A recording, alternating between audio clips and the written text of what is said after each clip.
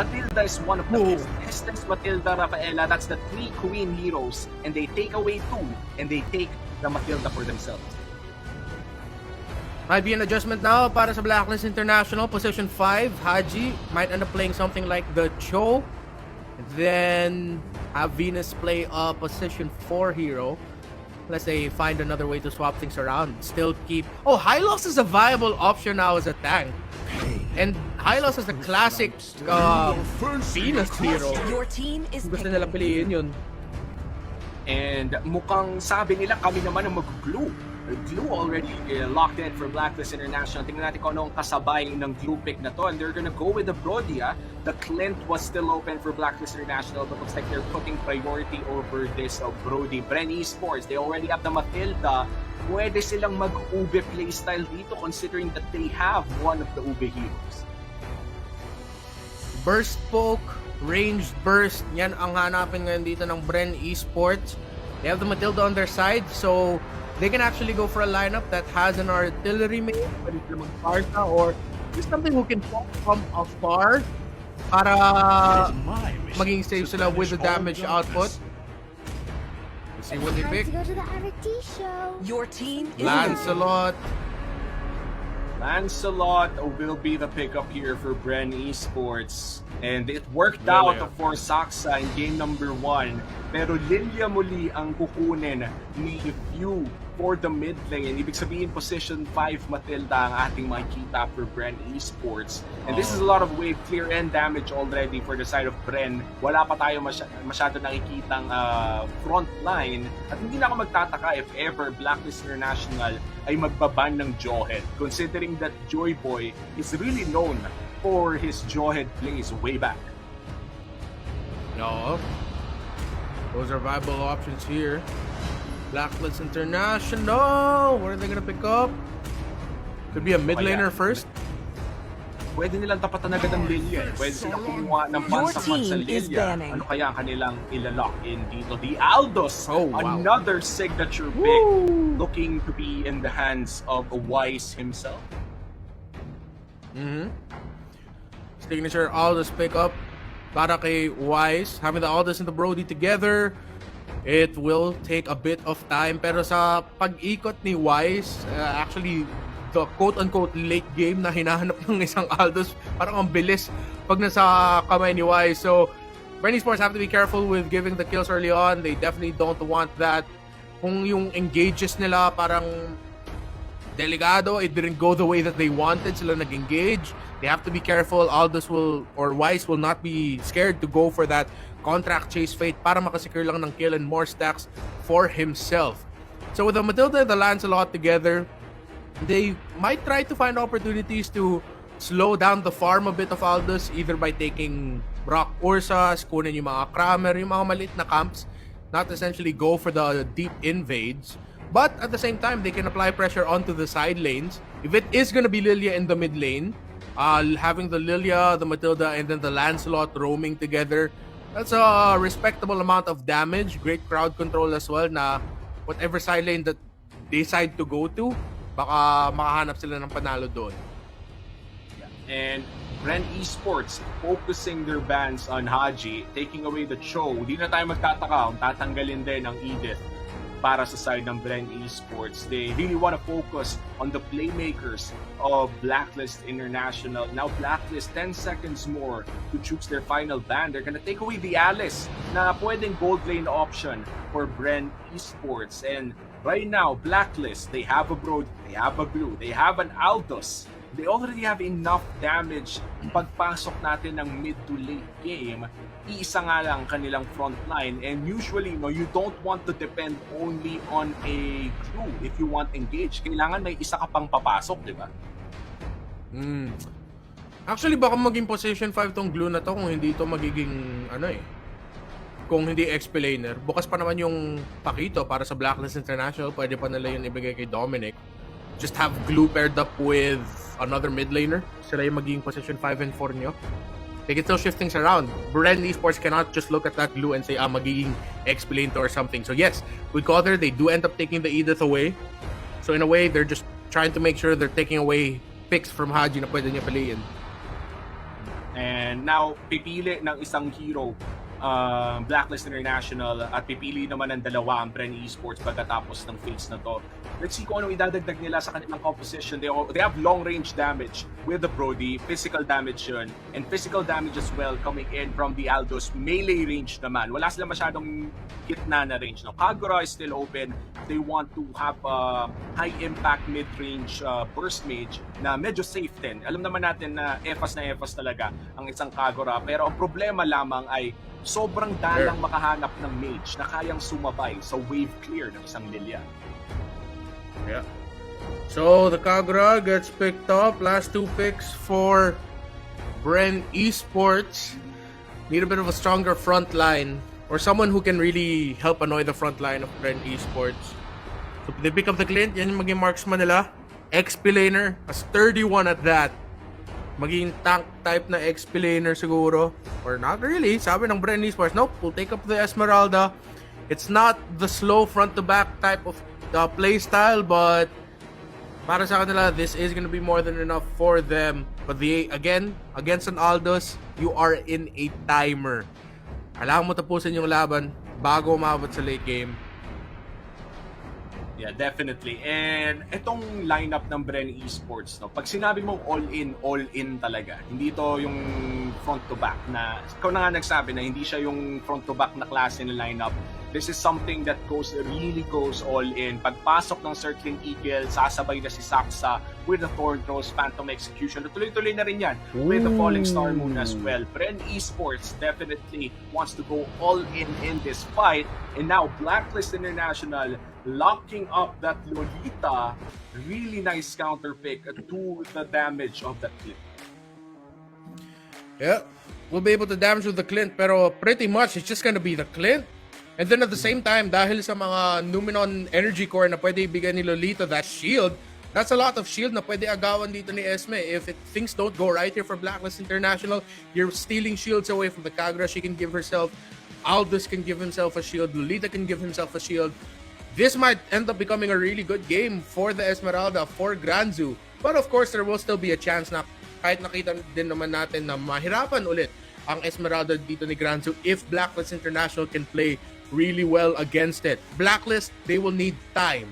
They will need space to farm up. They might play a slow game, focus on just getting objectives, resources. Pero sa BREN Esports, they have a good shot of being able to end this game quickly with a combination of a Lancelot, Lilia, Matilda, even the Clint roaming around. Well, let's see how this one ends because series number 4 will start or will end after this game number 3 between BREN Esports and Blacklist International. Let's enter the land of dawn. And as you said, aggressiveness will be the game for BREN Esports. Look at Joy Boy, ginugulo lang talaga si Wise. Yeah. He's gonna do everything he can to reduce the life of Wise, delay his farm a little bit somewhat, give information where Wise is. That's gonna be Little Wanderer going on the side of Blacklist, and so far uninterrupted stacks for Wise.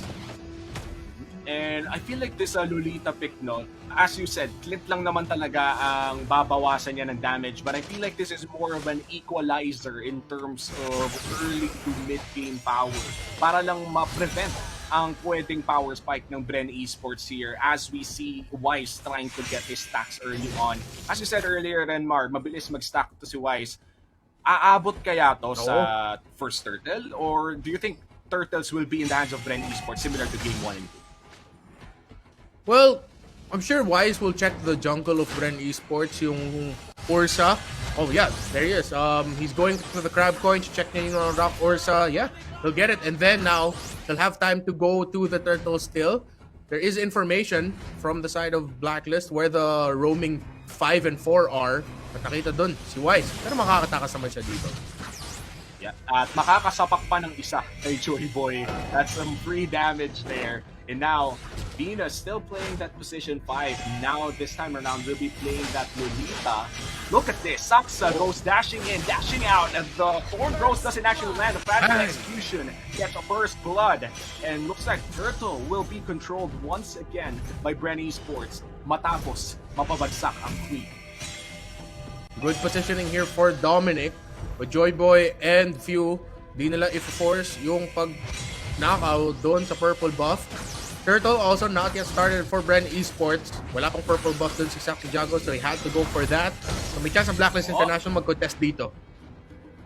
Black Shoes saves the life of Mr. Archangel or kay Q. At mukhang BREN na nga ang magsisimula. Turtle, Joy Boy. Medyo delikado ang kanyang pwesto. 2 people on the side of Blacklist International. Mukhang ibibigay nila ang Turtle na to considering na medyo malayo si Wise. Gonna go for the Lethal Wanderer instead. The few circulating in the mid lane or energy shield. Kanina pinag-usapan ko yung mga heroes on the side of Blacklist International na sobrang daming pwede nakawan ng shield ni Granzu. Alternatively, let's go back at the Lolita pick. The Lolita can set up really well paired up with the burst damage coming in from a Kagura. Matagal-tagal din yung isang stun ng hammer ni Lolita. That first skill, once you can get that stun up, can last really long. Just hit one target and Haji for sure will throw something there, or a member of Blacklist International will throw something there. At the same time, yung mga slow na pinoprovide ng Luminon Blast could be set up for Haji and for the rest for Blacklist International again. So even though they're up Here against comes contact Esmeralda, case. There's one masasapak si Q. Circling Eagle will stun up Wise a little bit, pero hindi yun sapat para mahuli siya. And here comes the stun on Granzu. The 3v3, Jago enters the fight. Wala pa namang Thorn Throws.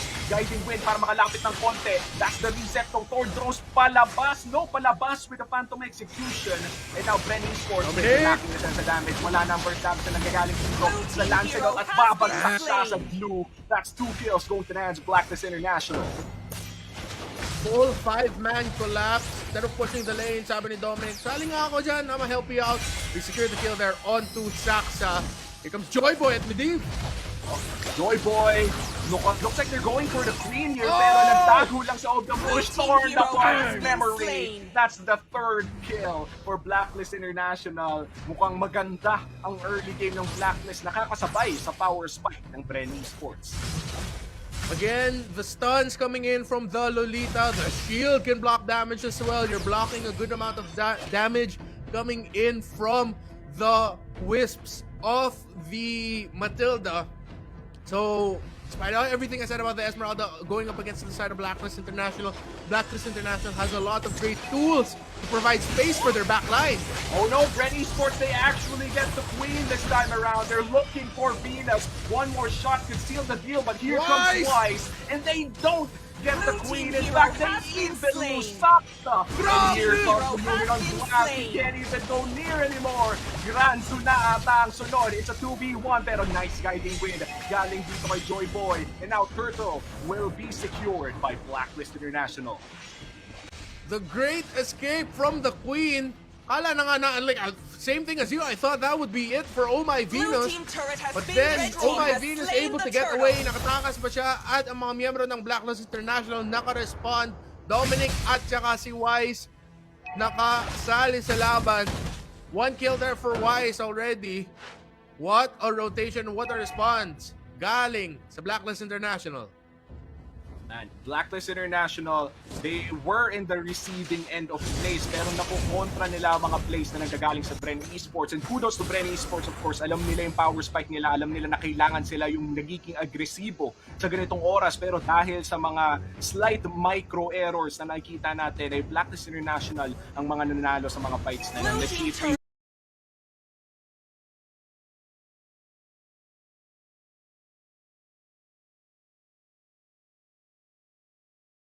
Will continue to become aggressive. They're gonna go for the XP lane instead. Here comes the contract chase of fate. Si Saksa on target. Cancelled with the Thorn Throws. Si Granzu na ata ang sunod. As far as Granzu boy pa rin, pero nasa pakliwain. Si Saksa Jago with the kill. At mukhang makakambak pa ng konti dito. Nice exit with the Phantom Execution at buhay ang mga miyembro ng BREN Esports. Was that a 2v3, 2v4? Ended up becoming a 1-for-1 trade. Nakuha ng second kill dun si Wise. There, look at that. 2 versus 4. Wise escaped to the kill. Pero at least nakabawi doon ng BREN Esports. Again, this is Wise's signature Aldous. As much as we say, mid-game, late game, you need stacks, you need time for the Aldous. Sobrang bilis mag-farm ni Wise sa Aldous. Taas na siguro ng stacks nito. Sakit na ng damage eh. Ang tawag dyan ay ang nag-iisang early game Aldous. Only one in the world. Oo. Twice lang yun. But here comes a 3v1. Saxajago just emptying his clip there. Naubos lahat ng abilities pero nakatakas siya. BREN Esports, sinusubukan nila makaharap ng opening. They might just be able to with Matilda on their side. One missed position by BLACKLIST. One great entry by Joyboy. One good response by BREN Esports. Makakahanap sila ng butas. Two, turn this game around. Good force breastplate na pick up na dito ni Granzu should help with the tankiness of the Esmeralda. Pero, Turtle na naman napunta sa side ng BLACKLIST International. They have a gold lead, they have the tower lead. And ito yung problema, Radiant Armor na pulot na dito ni Wise. So that's already Dreadnought Armor, Radiant Armor, tas a Thunderbelt on that Aldous. That's gonna be less damage coming in from the Lilia and the Esmeralda. Most of the damage he'll be receiving will be physical if Saxa and Kevs can land the damage. Here comes a circling eagle from BREN Esports. They're trying to get the queen once again. Ow, torn apart memory. Gonna take down the captain Pew. And that's one person down for the side of BREN Esports. Granzu cancels out the falling star moon. At mukhang BREN Esports ay napabagsak na naman. 0-3 si Pew in this game. Grabe, umabot pa talaga yung torn apart memory doon ni Owl. Another good opportunity there for BREN Esports. They tried to make an opening pero nakita natin the quick draw full burst blocked by the shield of the Lolita. Kung nabawasan lang na onte doon ni Kevs or at least if that quick draw combo landed, could have been a good subtraction doon sa buhay ng BLACKLIST International. Could have been a chance for BREN Esports to win that fight, but the block coming in just in time for Oh My Venus. Oh no, Few in trouble! The stun won't land coming in from BLACKLIST International, but that was a close call para kay Few. That would have forced out the black shoes. Few had that up, but then yeah, it could have been really bad. At least black shoes forced out there. But Haji, Winter Truncheon, Lightning Truncheon, picking up here. So BREN Esports have to watch their spacing in team fights. Kung maseta pa ng BLACKLIST International dito ang BREN, that's gonna be a big opening for Haji, for that Kagura to just deal some crazy amounts of burst damage onto BREN Esports. BREN though, of course, not giving up, still trying to find an opening, still trying to keep themselves in this game, keep it close. 3K gold lead for BLACKLIST International, 4-1 in towers, 10 minutes in. 10 minutes in, hindi pa naman luminous sword. Nice entrance dyan Andun sa ni likod! Ganzo pero bigla siyang sumabog. No torn apart memory ang hindi tatapos sa kanya. Luminous blast hindi tatama sa isa lang. Oh, another kill for BLACKLIST International. Babagsak na naman si Kapitan. 0-4-0. Alam mo, ang ganda ng pwestuhan ng BREN at BLACKLIST na akala mo minsan hindi tatama pero biglang tatama pa rin pala. Then the abilities are unreal. Dominic committing everything para ma-zone out ang mga miyembro ng BREN Esports, hindi makalapit si Saxa, hindi nila mananakaw yung Lord. Conceal play para sa BLACKLIST. Conceal play na naman galing dito sa Queen, and Queen is still alive actually, 200 HP. Falling Star Moon at hindi na naman siya babagsak sa ultimate o sa torn apart memory. Ang daming close call para sa BREN Esports, and ito yung mga tipo na magpapasalamat ka lang muna kay Lord kasi nabuhay ka pa ulit. Oo. But at this point, this is getting out of hand na para sa BREN Esports. They don't have that terrifying late game scaling that BLACKLIST International has. At this point, it's BLACKLIST's time to take control of the game, potentially end it. Hindi naman sa imposible na manalo dito ang BREN Esports, but it will be very difficult for BREN Esports to win this match. Dahil sa lineup structure nila going up against that Aldous, having to go up against the Brody, the Kagura as well. That's a great amount of burst damage. It's a good, well-rounded lineup. BREN Esports, let's see if they can hold on. Tignan natin kung paano sila maka-comeback dito. Yeah, Lord already down, and this is good for BREN Esports. They're trying to defend against a 5-man strong BLACKLIST International. Naghahanap sila ng possible opportunity at nahanap nila si Wise. Bumagsak na ang inhibitor dito sa top lane. Balik tayo doon sa bot lane, please. Nandito na nga. 2-man stun gunning into BLACKLIST International. Street para kay Haji. One person down for each side. Torn apart memory. Babot na naman sa ating Joy Boy. Killing spree para sa BLACKLIST International gold laner na si Ao. Yun yung torn apart memory na hindi inter-barangay inter-island yun Yung torn apart memory galing sa Luzon, umabot pa sa Mindanao. Ang layo ng Napakalayo. torn apart memory na yung pag-lock in. Granzu going down. Oh my God. Kasi si Blacklist Joy Boy ata International. yung na-take down ng torn apart memory nun, di ba?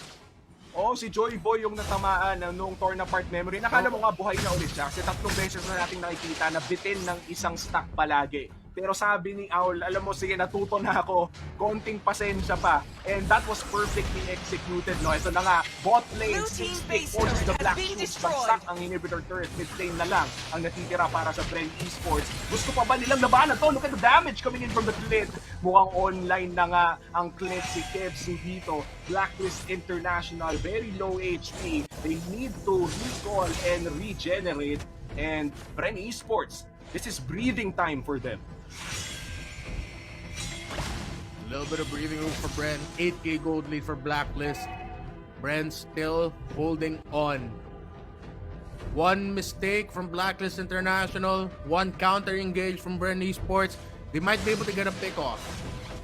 They'll be able to get a few plays, maybe 3 plays back-to-back na mananalo sila ng skirmish. At least get 1 kill, 2 kills. Slowly grind and build themselves back up into finding momentum in this game. That's how we'll find BREN Esports win. Ngayon, knowing Blacklist International, the lineup they have, the lead that they have, malabo na makahanap ng isang malaking play. Sabihin natin 4 kills, baka wipe out para sa BREN Esports to completely turn the game around. This is gonna be a slow grind for the battle of momentum again, if that is how BREN Esports will be able to come back here. Patience is the name of the game Uh-oh. for BREN Esports. Pero sabi ni Wise, Uh-oh. wala nang maghihintay-hintay pa. Here comes a contact chase. Wait, what the hell? Biglang bumagsak yung clip. Kinuha ang 2 punch lang, biglang nawala. Dalawa na rin ang miyembro na bumabagsak sa BREN Esports. Wala na atang magagawa without the damage. Pero hindi. BREN Esports, team hindi base pa turret has been nagsusuko. destroyed. Sa 5v3, sabi nila, dedepensahan namin tong base namin kahit anong mangyari. Joy Boy, Granzu, Saksa against a 5-man unit from Blacklist International. Here comes the engage. Venus looking for one. Saksa Django nakapasok sa backline. Control reset with a puncture boy pa rin. Makakapag-reset ng konti pero ang base ay bumabagsak na. Blacklist International will secure the 2-1 victory.